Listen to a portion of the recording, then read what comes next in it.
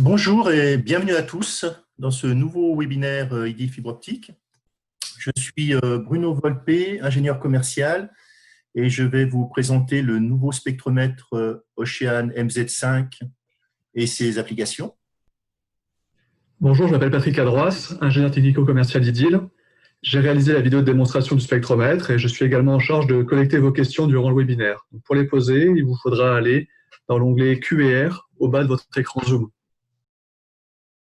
Le Ocean MZ5 est un nouveau spectromètre fabriqué par notre partenaire Ocean Insight. Ce modèle combine deux techniques, l'ATR, acronyme anglais pour Attenuated Total Reflectance, et la spectroscopie MIR, acronyme anglais pour Mean Infrared. Ocean MZ5 est donc un spectromètre à atténuation totale avec une plage de mesure dans le moyen infrarouge de 5,5 à 11 microns. C'est un appareil mobile tout en un, présenté sur la photo avec sa valise de transport. Il a été conçu pour offrir une alternative rapide à un prix économique par rapport au spectromètre traditionnel. Commençons avec un aperçu de ses performances. Une plage de mesure de 1818 cm-1 à 901 cm-1 avec une résolution de 75 cm-1. Un rapport signal sur bruit de 300 pour 1 et un temps d'acquisition type de 30 secondes. Que contient-il? Une source d'éclairage de type MEMS d'une durée de vie de 5000 heures et un détecteur pyroélectrique de 128 pixels sur lequel est déposé un filtre linéairement variable. J'expliquerai ce point technique dans les prochaines diapositives. Enfin, il s'interface avec un PC par port USB. Terminons avec son boîtier compact, léger, disposant sur le dessus d'un cristal en zélénure de zinc. Comme nous le verrons plus loin lors de la démonstration, cette zone sert de porte-échantillon sur lequel on vient verser la solution liquide à analyser.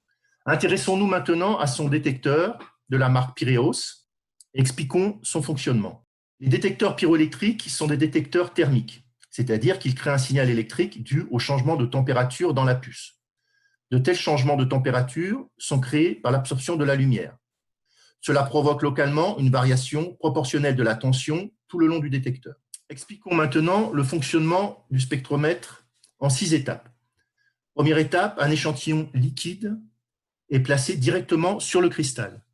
Deuxième étape, la source de lumière interne éclaire le cristal et va se réfléchir 9 fois avant d'être totalement absorbée. Troisième étape, à chaque réflexion, la lumière interagit avec la solution via une onde évanescente. Étape suivante, la solution, selon ses propriétés chimiques, absorbe une certaine quantité de lumière. Avant-dernière étape, à la sortie du cristal, la lumière interagit localement avec le détecteur pyroélectrique qui est recouvert d'un filtre linéairement variable. Ce filtre linéairement variable est l'origine de la création d'un spectre, comme sur un détecteur linéaire classique utilisé dans les spectromètres Ocean Insight. Après la théorie, un peu de pratique. Je rappelle que ce spectromètre permet d'analyser des échantillons liquides uniquement. À l'aide d'une pipette, on dépose quelques gouttes de la solution sur le cristal. On nettoie le cristal minutieusement entre chaque mesure. Puis, lorsqu'on a terminé, on protège le cristal à l'aide du couvercle rotatif noir visible sur la photo de gauche. Un logiciel nommé Ocean Mirror est fourni pour communiquer avec ce spectromètre. Il affiche et enregistre les spectres, permet deux modes d'analyse en transmission ou en absorbance. L'axe des abscisses peut être exprimé en nombre d'ondes ou en longueur d'onde. Enfin, ce logiciel est compatible à partir de Windows version 7 jusqu'à Windows version 10. Voici un aperçu de ces nombreux domaines d'application. La pétrochimie, la recherche scientifique, évidemment, l'identification de matériaux, l'alimentation, l'énergie, la détection de contrefaçons et le contrôle de matières premières. Ce spectromètre peut fournir une analyse rapide et précise pour une grande variété de matériaux, tels que les acides gras, les carburants, les biomatériaux, les solvants, les polymères, les biocarburants également, les huiles et les aliments. Maintenant, je vais présenter des mesures réalisées sur certains de ces matériaux dans le domaine de la sécurité alimentaire. Dans ce premier exemple, on mesure une série de spectres d'absorbance de solutions d'huile de lavande qui ont été diluées avec de l'huile d'amande. C'est un adultérant couramment utilisé. On visualise bien les variations d'absorbance de ces solutions proportionnellement à leur concentration, de 0, 20, 40, 60, 80 et 100%. Une analyse chimiométrique supplémentaire est appliquée à ces résultats pour permettre une identification immédiate des solutions frauduleuses. Pour ce deuxième exemple, on mesure une série de spectres d'absorbance d'un spiritueux dans lequel a été ajouté du méthanol, plus connu sous le nom d'alcool méthylique. Selon différentes concentrations, 1, 2, 4 et 4% du volume initial. Une comparaison des spectres d'absorbance rapportés aux spectres non dilués permet d'identifier facilement les solutions dangereuses. Pour ce dernier exemple, on mesure une série de spectres d'absorbance de différents types de lait. Du lait entier, demi-écrémé, crème de lait d'amande, etc. pour vérifier leur teneur en matière grasse et les classifier en fonction de leur taux de lipides. Place maintenant à la démonstration.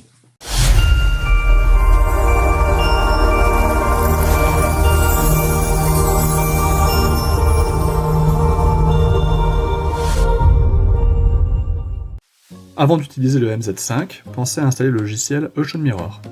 Une fois l'installation complétée, lancez l'application Ocean Mirror sur votre PC, puis connectez le câble d'alimentation au MZ5. Branchez ensuite le câble USB de votre PC au MZ5 et cliquez sur l'onglet Connect sur le dispositif d'affichage du logiciel Ocean Mirror. Le MZ5 se connectera automatiquement.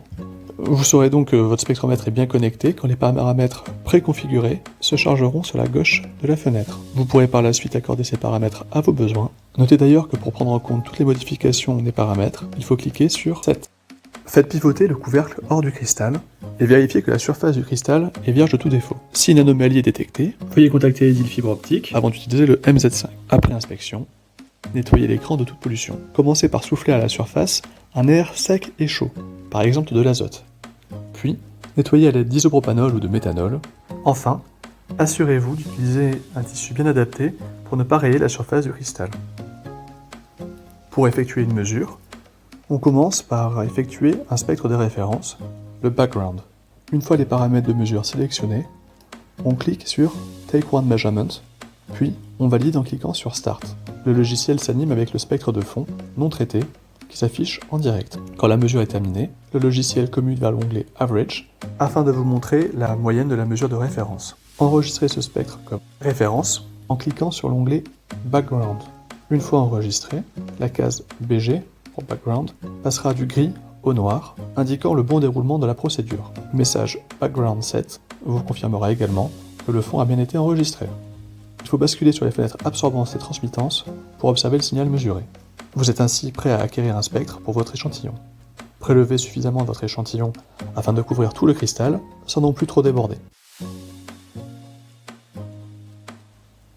Vous pouvez désormais choisir le nombre de spectres à enregistrer en déterminant le nombre de mesures à effectuer ou en cliquant sur Continuous Measurements. Gardez en tête qu'en acquisition continue, le logiciel sauvegardera tous les spectres indéfiniment. Afin d'enregistrer vos mesures, cliquez sur l'onglet Save, puis Save As, et nommez votre spectre, puis le dossier de stockage. Le spectre sera enregistré avec la date et l'heure. Pour sauvegarder automatiquement vos spectres, cliquez sur Autosave.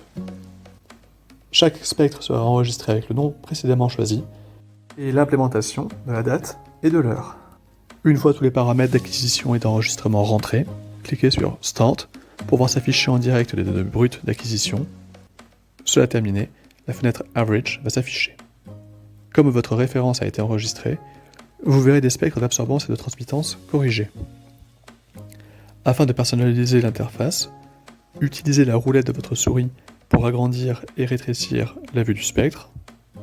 En cliquant droit, vous pourrez également déplacer le spectre, ce qui est particulièrement pratique en mode agrandissement. Cliquez gauche pour faire apparaître l'absorbance, la transmittance ou les mesures brutes à une longueur.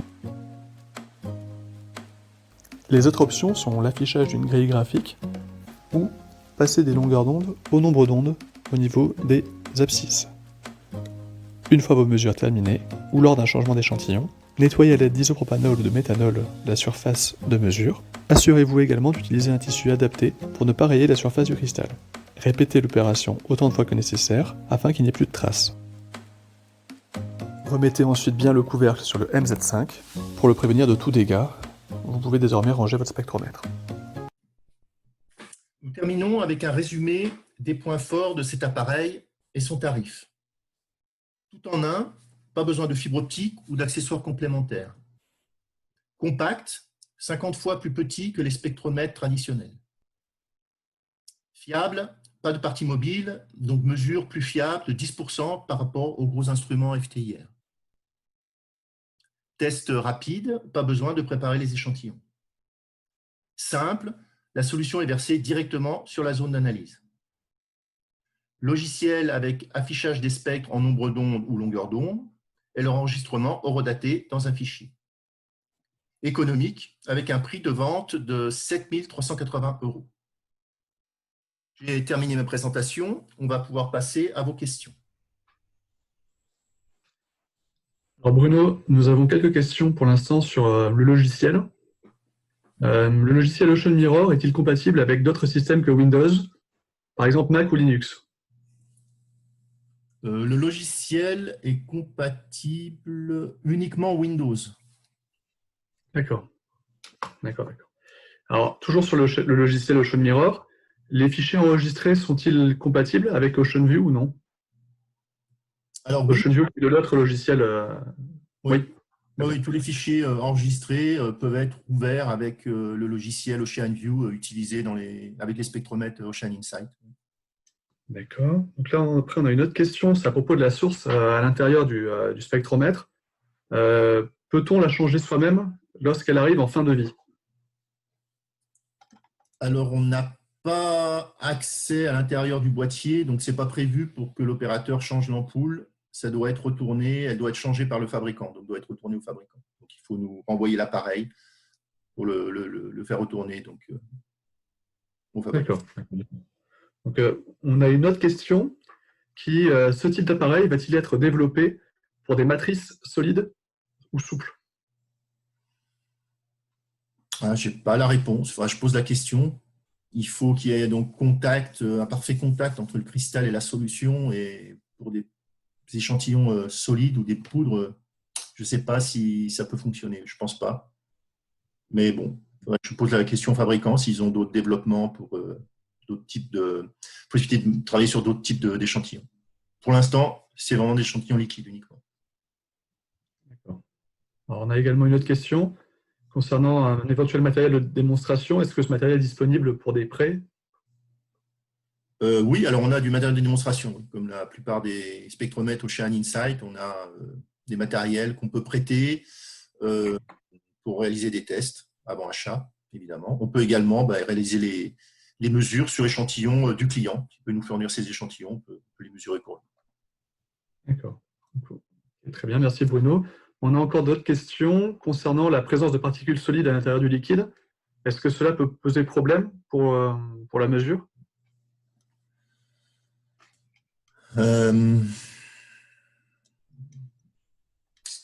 Vu que ce sont des ondes évanescentes, on ne pénètre pas dans le liquide à analyser. Donc, je ne pense pas que la présence de particules dans le liquide va avoir un impact sur l'absorbance.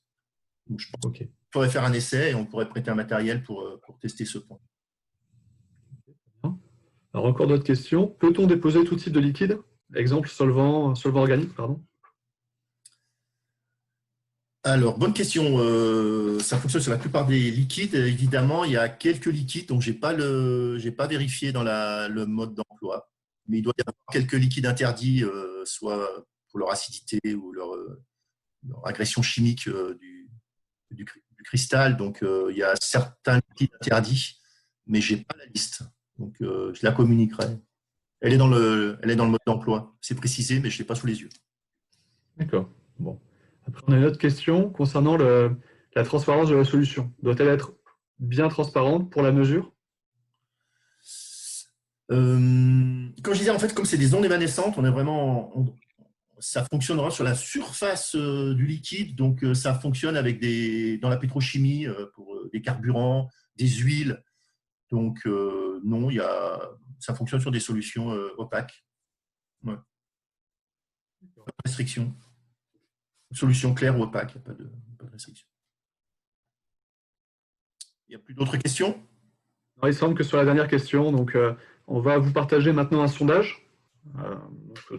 Au cours de ce sondage, vous pourrez justement mettre en place un test, un prêt pour le MZ5 si vous êtes intéressé, donc n'hésitez pas à répondre. Voilà, ben, je vous remercie pour votre attention et je vous dis à un prochain webinaire. Merci. Au revoir. Au revoir.